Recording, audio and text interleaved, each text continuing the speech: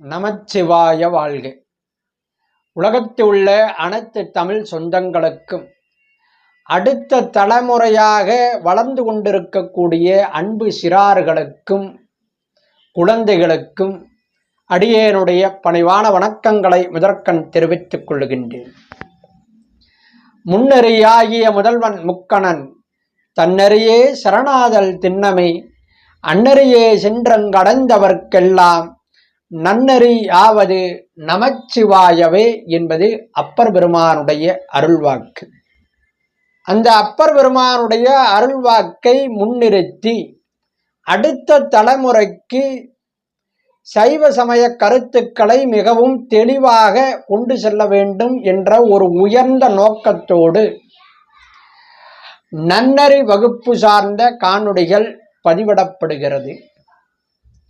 அதை கேட்டு பயன்பெற வேண்டுகிறேன்.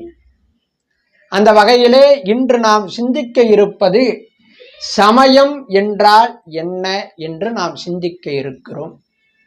சமயம் என்ற ஒரு சொல் சமைத்தல் என்ற ஒரு சொல்லில் இருந்து வந்தது. சமையல் என்ற ஒரு சொல்லில் இருந்து வந்தது. சமைத்தல் சமையல் என்றால் பக்குவப்படுத்துவது என்று அர்த்தம். நம் வீட்டிலே அம்மா சமையல் செய்கிறார்கள். காய்கறிகளை அடுப்பிலே வைத்து பக்குவப்படுத்தி அதன் பிறகு நாம் அதை உண்ணுகிறோம். அரிசி இருக்கிறது, அந்த அரிசியை அடுப்பிலே வைத்து வேக வைத்து அதை சாதமாக மாற்றி பக்குவப்படுத்தி நாம் உண்ணுகிறோம். அதுபோல நம்முடைய மனதை பக்குவப்படுத்துவதற்கு சமயம் என்று பெயர். உதாரணத்திற்கு ஒரு அரிசி இருக்கிறது, சிறிதளவு அரிசி இருக்கிறது.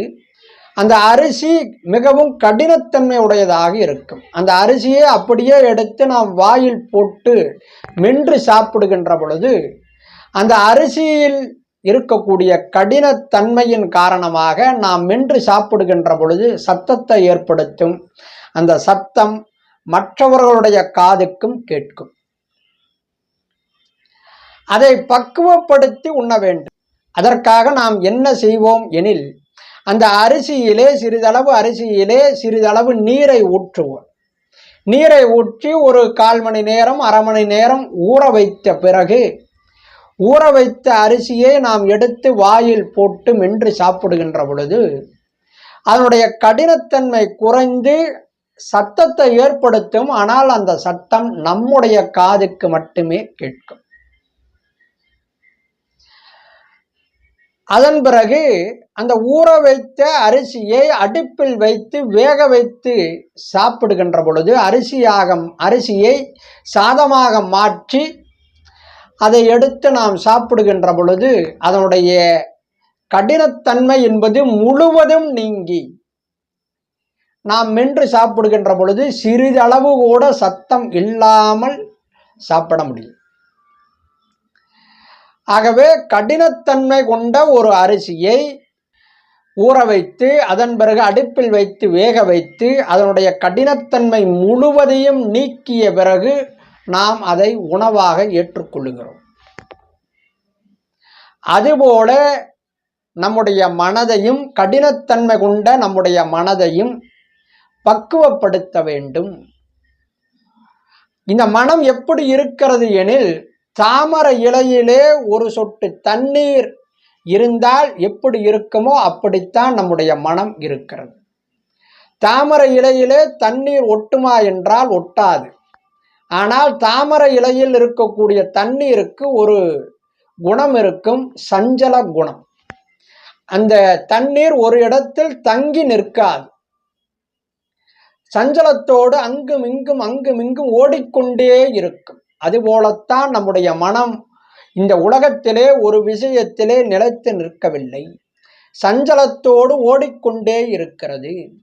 இந்த சஞ்சலத்தோடு ஓடிக்கொண்டே இருக்கக்கூடிய அந்த மனதை ஒருநிலைப்படுத்துவதற்கு நமக்கு சமயம் அவசியமாக இருக்கிறது. இந்த சமய நெறியிலே நாம் நிற்கின்ற பொழுது சஞ்சலப்பட்ட மனம் ஒருநிலைப்படும். ஒருநிலைப்படுவதோடு அந்த மனதை பக்குவப்படுத்த வேண்டும். அரிசியை எப்படி தண்ணீர் கொண்டு ஊற வைக்கிறோமோ அதுபோல இந்த மனதிற்கு பலவிதமான குணங்கள் உண்டு. அதிலே தீய குணங்களும் இருக்கிறது, நற்குணங்களும் இருக்கிறது. ஆகவே அன்பு, கருணை, இரக்கம், பக்தி போன்ற நற்குணங்களை கொண்டு வளர்த்து கொண்டு அன்பு என்ற நீரையும் பக்தி என்ற நீரையும் ஊற்றி ஊற வைக்கின்ற பொழுது அந்த மனம் ஆரவாரம் செய்வதை நிறுத்தி கொள்ள முயற்சி செய்யும். அதன் பிறகு உலக விஷயங்களில் ஏற்படக்கூடிய அனுபவங்களை பொறுத்து அந்த மனமானது மிகவும் சாதம் போல மென்மையாக மாறிவிடும். ஆகவே மனதனுடைய கடினத்தன்மையை முழுவதும் நீக்கக்கூடிய ஒரு மார்க்கம்தான் சமயம்.